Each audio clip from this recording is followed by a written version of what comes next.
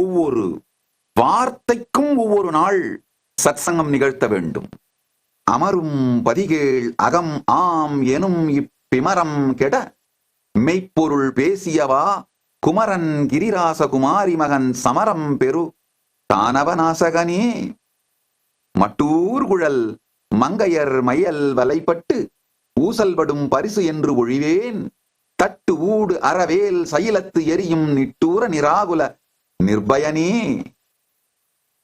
கார்மாமிசை காலன் வரில் கலபத் கேர்மாமிசை வந்து எதிர்ப்படு வாய்தார் மார்ப பலாரி தலாரி எனும் சூர்மாமடியத் தொடுவேல் அவனே.